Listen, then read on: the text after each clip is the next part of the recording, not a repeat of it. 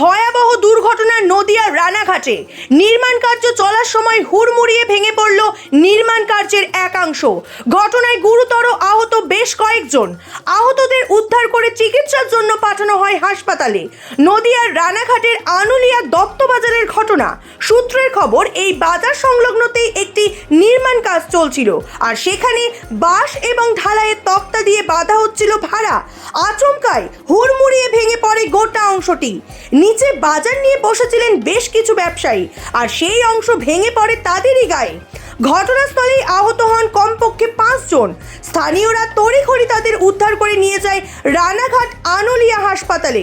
বর্তমানে আশঙ্কাজনক অবস্থায় তারা প্রত্যেকেই চিকিৎসাধীন। খবর পেয়ে ঘটনাস্থলে আসে রানাঘাট থানার বিশাল পুলিশ বাহিনী।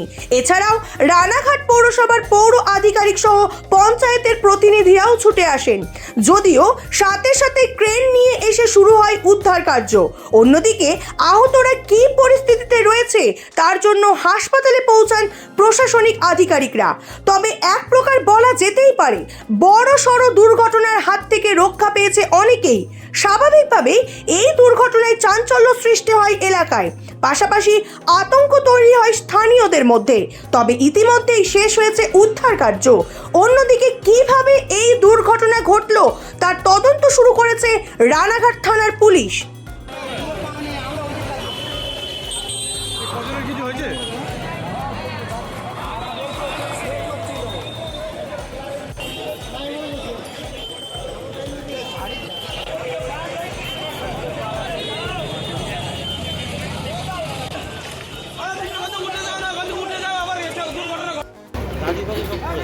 করেছে না, আমার ছবি চলে এসেছে আমার কাছে। রাজীব সব ভিডিও